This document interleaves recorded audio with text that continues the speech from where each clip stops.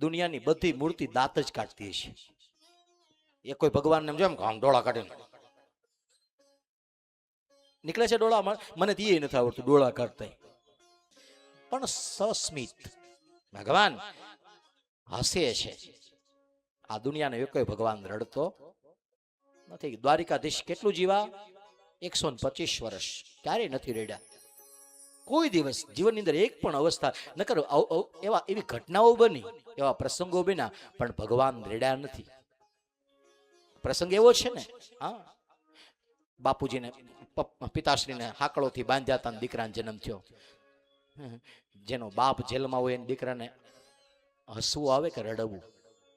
હા, 5 વર્ષનું બાળક હોય, ટોપલામાં લઈને માથે વીજળીના કડાકા થાય ને ભયંકર અવાજ આવે ને વરસાદ આવે તો બાળક રડે કે હસે? હા, નાનું અમથું બાળક હોય એ દૂધના બદલે સીધું ઝેર લઈને ઓલી પૂતના આવી તો બાળક હસે કે રડે? કેટલી ઘટનાઓ હું તમને ગણાવું, ચાલો નહીં ગણો, લખતા જાઓ.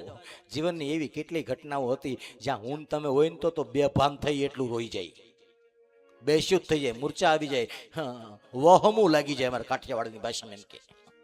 હા, એટલું રડીએ. પણ કૃષ્ણ રડ્યા 2 જ વખત ભગવાન રડ્યા છે. કેટલી વખત? 1 વખત રડ્યા છે. ક્યારે? મથુરાની અટારીએ ઉભો તો દ્વારિકાનો નાથ, અને દ્વારિકાના નાથને આંખ વૃંદાવનની વાટે ગઈ છે. અને લાડ રે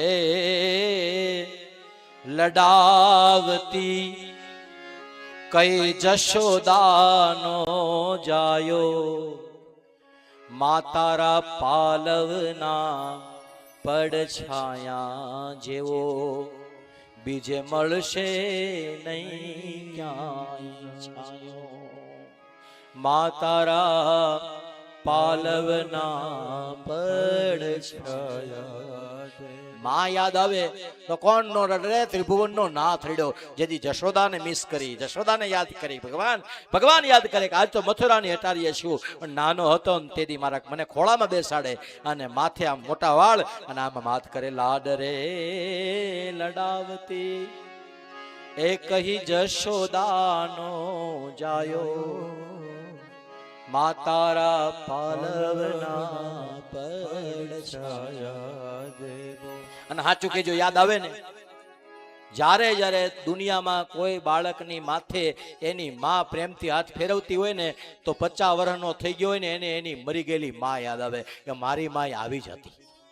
હા, 5 જેની માં વહી ગઈ છે ભગવાન, જેને માં ગુજરી ગઈ છે, એ જ્યારે જ્યારે કોકની માં જોવે ને ત્યારે એની માં યાદ આવે છે. એટલે કેદાન કહે, તારી યાદ આવે મારે પાપને પાણી પડાવે, મારા જન્મની રે નારી માં મને તારી યાદ બહુ, તારી યાદ આવે મારે પાપને પાણી પડાવે, મારા જન્મની રે નારી માં મને તારી